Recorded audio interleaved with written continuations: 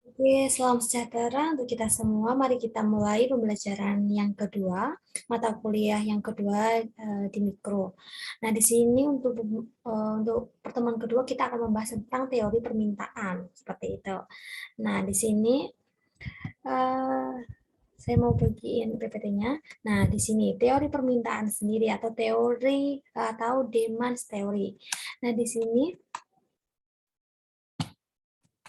Nah, teori permintaan sendiri atau demand theory dalam teori ekonomi merupakan kekuatan penawaran dan permintaan bekerja sama untuk menetapkan harga. Lalu permintaan sendiri adalah keinginan, kemauan, kemampuan untuk membeli barang atau jasa. Jadi masyarakat itu keinginannya apa, kemauannya apa, kemampuannya untuk membeli barang atau jasa. Itu namanya permintaan. Nah, hukum permintaan dalam bidang ekonomi eh, Hukum permintaan menyatakan bahwa jika semua sama atau kata paribus atau ketika harga suatu produk meningkat, kuantitasnya yang lebih rendah akan diminta. Nah, demikian pula ketika harga suatu produk itu turun, kuantitas yang lebih tinggi itu yang diminta oleh masyarakat seperti itu. Nah, di sini ada hukum permintaan demand. Nah, di sini kalau kita lihat, di sini kan kalau yang di bawah ini itu adalah merupakan jumlah atau kuantiti permintaannya yang ini itu merupakan harga. Jadi ketika harganya semakin tinggi, nah itu permintaannya suatu barang akan semakin naik, semakin turun. Nah, jika semakin banyak barang ini, maka maka harganya itu semakin turun gitu. Nah, jika harganya itu semakin naik, jumlahnya yang diminta itu semakin turun. Jadi itu antara kuantiti sama harga atau jumlah sama harga itu berbanding kebalik, enggak lurus. Jadi semakin tinggi harga maka jumlah permintaan yang diminta itu semakin turun. Seperti itu intinya. Lalu, nah ini hukum permintaan menyatakan bahwa ada hubungan negatif atau terbalik antara harga dan kuantitas harga yang diminta dalam harganya. Nah ini berbanding kebalik. Jadi ketika harga itu naik, maka jumlahnya itu turun. Nah kalau harganya turun, maka jumlahnya naik. Seperti itu. Nah ini kurva permintaan miring ke bawah. Jadi kurvanya itu miring ke bawah gitu. Bentuknya begini condong seperti di gambar gitu ya. Lalu, nah ini contohnya daftar permintaan atau demand schedule. Nah, jadi jadwal permintaan adalah tabel yang mencantumkan berbagai jumlah produk dan layanan yang tersedia dibeli oleh seseorang dengan kisaran harga yang memungkinkan. Jadi di sini itu adalah harganya. Jadi kini kita lihat di sini ada tabel harga, di sini adalah jumlah permintaan es krim gitu. Jadi ketika harganya itu murah, jadi jumlahnya itu banyak. Nah, ketika jumlahnya semakin tinggi, maka yang jumlah barang yang diminta semakin turun. Nah, di sini kita lihat kan. Jadi setiap harga semakin naik, ini jumlah permintaannya semakin turun gitu. Jadi itu berbanding kebalik atau hubungannya negatif antara harga dan jumlah permintaan es krim gitu hukumnya. Dan di sini sama aja. Ini adalah kurva permintaan. Nah, di sini ada harga kopi dan di sini adalah jumlahnya kopi. Jadi ketika harga kopi itu turun, maka kuantiti atau jumlahnya yang diminta itu semakin banyak gitu. Nah, di sini ada garis yang warna merah ini A sampai B. Jadi itu ketemunya harga sama kualitas di sini. Nah, kalau misalkan ini harganya 1, maka jumlah yang diminta 20. Ketika harganya 2, yang diminta itu jumlahnya 16. Jadi semakin turun gitu. Jadi kurvanya dari naik ke turun, dari A ke B seperti itu. Nah, ini kurva permintaan juga. Nah, di sini itu antara Ini Anna's Diamond Schedule for Telephone Call. Jadi ini jadwal Anna untuk ini telepon, menerima telepon. Jadi ini di sini kurva permintaan adalah grafik yang menggambarkan seberapa banyak produk tentang yang bersedia dibeli oleh rumah tangga dengan harga yang berbeda. Jadi seperti ini nih kurvanya. Jadi kalau 0 harganya, jadi kuantitas atau jumlahnya 30 sama gitu. Nih. Nah, grafik itu menyantumkan harga pada sumbu vertikal, harga vertikal itu yang berdiri ini, lalu jumlah permintaan itu yang horizontal, yang tiduran gitu, yang mendatar itu horizontal. Nah, setiap titik pada grafik, nah titiknya tadi itu menunjukkan berapa banyak unit produk atau layanan yang akan dibeli individu dengan harga tertentu. Kurva permintaan adalah garis yang mengandung titik-titik ini, seperti itu. Nah, di sini ada determinan of demand. Jadi ini ketentuan dalam permintaan. Di sini ada harga, ada permintaan sendiri, ada ini faktor-faktor selain harga. Di sini faktor selain harga itu ada kebutuhan, ada income, ada preference, ada habit, ada price of substitusi, ada price komplementer, ada expectation. Jadi itu pengaruh seseorang untuk membeli suatu barang itu nggak cuma harga. Di luar harga itu ada needs, kebutuhan, income, pendapatannya, preferensi dari orang, habitat, lingkungannya bagaimana, lalu price of substitusi. Nah, harga substitusi barang lain bagaimana. Nah, lalu price of komplementer, harga barang komplementernya bagaimana, sama expectation. Dan ekspektasi terhadap barang itu bagaimana. Jadi, keputusan membeli itu seperti itu, selain harga. Gitu. Nah, di sini ada ketentuan ini, keputusan rumah tangga tentang jumlah output tertentu untuk permintaan. Itu ada beberapa, ini tergantung pada satu, itu ada harga pokok yang dimaksud. Jadi ada harga pokok, jadi suatu rumah tangga itu kalau membeli barang itu ada yang keputusannya itu tergantung ada harga pokok yang dimaksud, penghasilan tersedia untuk rumah tangga, jadi penghasilannya berapa setiap bulan, jumlah akumulasi kekayaan rumah tangga, jadi akumulasi harga kekayaan rumah tangganya berapa, harga produk terkait tersedia untuk rumah tangga, lalu selera preferensi rumah tangga, selera suatu rumah tangga bagaimana gitu. Lalu harapan rumah tangga tentang pendapatan, kekayaan, dan harga di masa depan.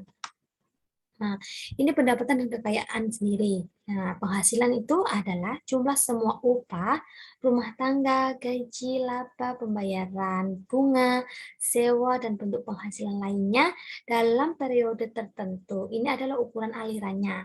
Lalu kekayaan atau kekayaan bersih itu adalah nilai total dari apa yang dimiliki sebuah rumah tangga dikurangi apa yang berutang. Jadi total semuanya dikurangi kalau punya hutang di bank, di mana itu nanti dikurangi. Nah, itu kekayaan bersih gitu. Nah, ini impact of change in income. Jadi itu dampak perubahan di pendapatan. Yang pertama itu pendapatan yang lebih tinggi mengurangi permintaan barang inferior. Nah, di sini jadi kalau ada harga, di sini ada kurva ya, ada harga dan kuantiti. Kalau ketika harga dari P0 ke P1 naik, lalu awalnya ya, awalnya ini harga di Q0 menjadi ke Q1 A. Lalu harga ke B, Q0B nanti menjadi turun ke Q1B. Jadi berbanding terbalik, jadi kurvanya itu semakin turun, semakin mendekati garisnya gitu. Itu ketika pendapatannya lebih tinggi. Lalu ini ketika pendapatan yang lebih tinggi meningkatkan permintaan akan harga barang normal. Nah, ketika harga barang normal, ya harga barang normal itu harga yang untuk kebutuhan sehari-hari. Nah, ketika ketika ketika harga P0 dinaikkan ke P1 ini, maka maka jumlah Q0A itu akan Q1A. Nah, kalau dari ke Q0B itu ke Q1B. Jadi arahnya menjauhi kurvanya itu, garis kurvanya menjauhi garis. Itu kalau barang normal seperti itu. Nah, barang normal itu sendiri adalah barang yang permintaannya naik ketika pendapatan lebih tinggi dari permintaan dan permintaannya turun saat pendapatan rendah. Jadi kalau barang normal itu kayak barang kebutuhan sehari-hari seperti itu. Jadi ketika pendapatannya tinggi, permintaannya naik. Tapi kalau pendapatannya turun, permintaan suatu barang juga ikut turun. Jadi itu sama. Kalau barang inferior itu barang yang permintaannya turun ketika pendapatan naik. Jadi berbanding kebalik. Ketika pendapatan naik, jadi permintaannya akan jadi turun. Seperti itu. Terus, nah, barang substitusi adalah barang yang berfungsi sebagai pengganti. Jadi barang substitusi kayak pengganti satu sama lain. Ketika harga satu meningkat, permintaan yang lain akan naik. Barang substitusi sempurna ada produk yang identik. Jadi misalkan contohnya itu antara roti sama nasi, kan substitusi. Kalau enggak nasi sama ubi. Ya, jadi itu substitusi contohnya itu. Kan kalau nasi bisa diganti sama ubi begitu. Jadi itu ketika harganya satu meningkat, permintaan yang lainnya naik gitu. Jadi harga misalkan harga beras naik, permintaan yang di ubi itu akan naik. Jadi itu antara barang satu ke barang yang lain gitu. Jadi saling mempengaruhi. Kalau barang komplementer adalah barang yang berjalan sama, menurun harga satu hasil dari dalam meningkatkan permintaan untuk yang lain. Dan sebaliknya, pendapatan mereka meningkat, permintaan pendapat mereka meningkat, permintaan akan barang normal. Jadi itu sama kalau komplementer.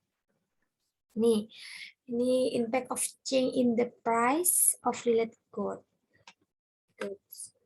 Nah, ini kurvanya. Jadi sebentar. Nah, ini nih harga barang hamburger ya, price per pound of hamburger. Jadi ketika harganya naik, nah harga hamburger, mohon maaf, kuantiti hamburger juga itu akan turun. Itu ini harga barang. Nah kan, jadi titiknya itu akan naik seperti itu. Dari titik yang di sini menjadi titik yang di atasnya. Karena harga sama P sama Q itu saling keterbaikan.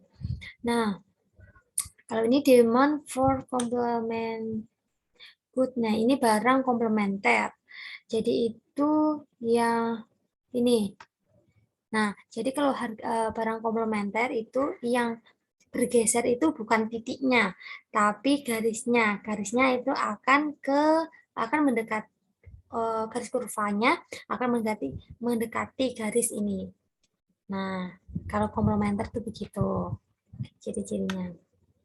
Kalau barang substitusi ini itu ayam.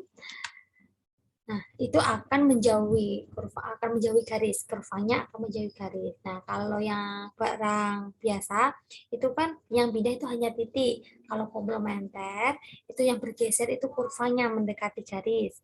Nah, kalau substitusi itu akan menjauhi garis kurvanya. Gitu. Dilihat di sini. Nah, di sini perbedaan antara permintaan individu sama permintaan pasar. Permintaan pasar atau market demand merupakan penjumlahan dari sekian banyak permintaan individu. Jadi kalau market pasar itu berarti permintaan individu-individu jadiin satu. Contoh ini, harga jeruk. Jadi kalau di situ segini permintaannya, ikan segini, di segini dan yang lainnya gitu, nanti dijumlahkan jadi satu. Jadi nanti menjadi permintaan pasar. Seperti itu. Nah, di sini gambarnya nih. Kita lihat. Nah, di sini ada nih, ada individualnya. Gambarnya gini. Jadi ada individual curve atau permintaan demand individu, individu ini. Nanti dia dijadiin satu. Nah, nanti dua, ini kan ada yang sini. Nih, kan ada kurva satu ini individu yang satu, ini kurva individu yang kedua. Nah, yang C ini market demandnya, gitu permintaan pasar seperti itu. Jadi A plus B, jadi ini sini. Jadi kurvanya begitu. Oke. Nah, di sini change demand versus change quantity demand. Nah, jadi perubahan harga barang atau jasa mengarah ke perubahan kuantitas yang diminta. Ini pergerakan kurvanya itu seperti ini. Dari sini ini ya. Jadi pergerakannya akan ke bawah. Jadi dari ini misalnya Q0 misalnya P0 P1 ke Q1. Jadi dari atas ke bawah. Itu perubahan harga barang dan jasa atau jasa mengarah perubahan kuantitas yang diminta, pergerakan kurvanya itu. Nah, ini perubahan pendapatan. Ini jika yang berubah itu pendapatan.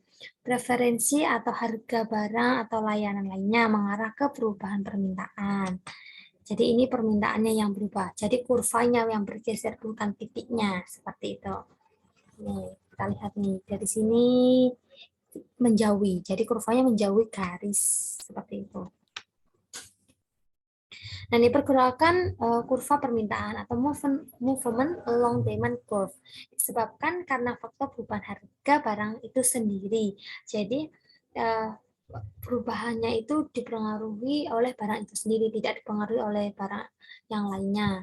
Yang di sini dari P1, P2, P3, P4, jadi nanti ke Q1, Q2, Q4 semakin sana. Jadi yang apa itu yang bergerak itu titik-titiknya dari titik ini, jadi semakin turun, permintaan semakin turun, harganya semakin turun, permintaannya kuantitasnya akan semakin banyak. Nah, ini perubahan di kurva demand. Di sini pergeseran kurva demand atau shifting in demand curve disebabkan karena adanya perubahan selain harga barang itu sendiri. Kalau ini selain harga barang itu sendiri. Nah, di sini kan dipengaruhi oleh barang-barang yang lain. Y aksis ke X aksis gitu kan. Nah, nanti ini ke barang A, D, ini D ya, awalnya aku di D aja. Awalnya suatu barang itu dipengaruhi awalnya di D ini. Nanti dipengaruhi oleh barang yang lain atau bukan barang itu sendiri, nanti dia akan bergeser ke bawah atau ke atas. Gitu akan menjauhi, akan mendekati kurva atau akan menjauhi kurvanya gitu. Jadi D aksen menjadi atau ke D aksen 2 itu. Nah, di sini ada summary. Sini variable that influence buyer. Nah, ini ketika harga atau change in the variable itu akan mempengaruhi kurva D. Nah, kalau member of buyer atau permintaan itu nanti yang bergerak itu kurvanya, kurva D-nya yang bergerak, kurva D-nya bergerak. Kalau pendapatan, jika variabelnya pendapatan yang bergerak itu kurva D-nya. Jika harga yang mempengaruhi harga suatu produk, nanti yang bergerak itu akan itu kurva grafnya yang mendekati ini, mendekati garis atau menjauhi garis seperti itu. Ini itu tes, itu pengacapan gitu. Nah, itu yang dipengaruhi itu perubahannya, ekspektasi kita terhadap barang tersebut, itu yang bergerak nanti akan ininya gitu. Kurvanya menjauhi. Kalau yang price itu yang harga itu kan kalau yang berpengaruh harga itu yang merupakan titik-titiknya. Kalau yang lainnya itu kurvanya menjauhi atau mendekati gitu. Akan naik atau akan turun. Itu pengaruhnya begitu teman-teman. Oke, baik. Sampai di sini ada pertanyaan. Nanti kalau ada pertanyaan bisa kita diskusikan di e-learning atau di WA. Nanti untuk tugasnya akan saya share di WA seperti itu. Akan saya di e-learning kalau nggak di WA. Kalau untuk tugasnya sendiri seperti itu. Mohon nanti dilihat di WA sama maaf di e-learningnya untuk tugasnya sendiri. Begitu. Untuk penjelasan di sini nanti ada pertanyaan. Kalau ada pertanyaan, kalau ada yang kurang jelas bisa ditanyakan ke saya di grup di e-learning juga boleh. Seperti itu. Baik. Sampai di sini sekian dan terima kasih. Wassalamualaikum warahmatullahi wabarakatuh.